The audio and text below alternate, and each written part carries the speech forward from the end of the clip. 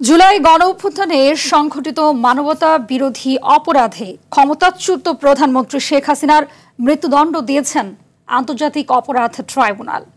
এ মামলায় সাবেক স্বরাষ্ট্রমন্ত্রী আসাদুজ্জামান খান কামালকে মৃত্যুদণ্ড ও রাজসাক্ষী পুলিশের সাবেক আইজিপি চৌধুরী আব্দুল্লাহ আল মামুনকে 5 বছর কারাদণ্ড দেওয়া হয়েছে। বিচারপতি গোলাম মুর্তজা মজুমদারের নেতৃত্বাধীন 3 সদস্যের আন্তর্জাতিক অপরাধ ট্রাইব্যুনাল 1 এ রায় ঘোষণা করেন। বিস্তারিত জানাচ্ছেন শাকিলা করিম। 24-এর 5 আগস্ট গণ অভ্যুত্থানে দেশ ছেড়ে পালানোর আগে শেষ মুহূর্ত পর্যন্ত গণহত্যা করে ক্ষমতা ধরে রাখতে চেয়েছিলেন দেশের ইতিহাসের সবচেয়ে নিষ্ঠুরতম স্বৈরশাসক শেখ হাসিনা। প্রায় 1400 মানুষকে হত্যা ও 22,000-এর বেশি মানুষকে গুলিবিদ্ধ করেও তার শেষ রক্ষা হয়নি। শেখ হাসিনার বিরুদ্ধে সুনির্দিষ্ট 5টি অভিযোগে মামলার রায় ঘোষণা করেন আন্তর্জাতিক অপরাধ ট্রাইব্যুনাল 1। শেখ হাসিনা সহ 3 আসামির অপরাধ প্রমাণিত হওয়ায় রায়ে 2টি অভিযোগে শেখ হাসিনাকে ও 1টি অভিযোগে সাবেক স্বরাষ্ট্রমন্ত্রী আসাদুজ্জামান খান কামালকে মৃত্যুদণ্ড দেওয়া হয়। রাজসাক্ষী হওয়ায় পুলিশের সাবেক মহাপরিদর্শক চৌধুরী আব্দুল্লাহ আল মামুনকে দেওয়া হয় 5 বছরের কারাদণ্ড। দ্রুত রায় কার্যকর চান শহীদ পরিবার ও আহতরা। পলাতক খুনি শেখ হাসিনার রায়ের কথা বলি। তার যে ফাঁসির রায় প্রথমে শোনানো হয় এবং সেটাতে আমরা সবাই সন্তুষ্ট, আমরা আহত এবং শহীদ পরিবার।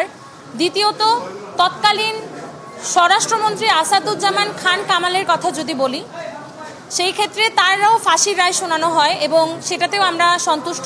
সাবেক আইজিপি চৌধুরী আল মামুন তার যে রায়টি এসেছে সেটি আমরা প্রত্যাখ্যান করছি এবং সেই রায়ের বিরুদ্ধে আমরা আমাদের শহীদ পরিবার এবং আহতদের পক্ষ থেকে আমরা উচ্চ আদালতে আপিল করব। হাসিনাকে ভারত থেকে স্বাধীন বাংলাদেশে দ্রুত নিয়ে আসতে হবে। এক্ষেত্রে ইন্টারপোলের সহযোগিতা নিয়ে এবং আন্তর্জাতিক যত মাধ্যম আছে সেই মাধ্যম ব্যবহার করে খুনি হাসিনাকে এবং তার দোষরদেরকে দেশে নিয়ে এসে দ্রুত রায় কার্যকর করতে হবে। ন্যায় বিচারের স্বার্থে দেশের ইতিহাসে এই রায় মাইল ফলক হয়ে থাকবে বলে জানায় প্রসিকিউশন। এ রায় ভবিষ্যতের জন্য একটি বার্তা। এ রায় বাংলাদেশে ন্যায় বিচার এবং আইনের শাসনের জন্য একটি মাইল ফলক হয়ে থাকবে। 5টা অভিযোগকে 3টা কাউন্টে এনে ওনারা সাজা দিয়েছেন। শেখ হাসিনাকে 1টা কাউন্টে সুপিরিয়র কমান্ড রেসপন্সিবিলিটিতে যাবজ্জীবন জেল আনটিল ন্যাচারাল ডেথ দিয়েছেন। আর ডাইরেক্টলি যেটা নির্দেশনা দিয়েছেন সেখানে তাকে ডেথ পেনাল্টি দিয়েছেন। আইনের বিধান মতে যেদিন থেকে গ্রেপ্তার হবেন সেদিন থেকে সাজা কার্যকর হবে। দীর্ঘ 5 মাসের বিচারিক প্রক্রিয়ার মধ্য দিয়ে রায় গড়ালো জুলাই হত্যাকাণ্ডের প্রথম কোনো মামলা। এরই সঙ্গে চূর্ণ হলো স্বৈরশাসকের অহমিকাও। শাকিলা করিম, RTV, ঢাকা।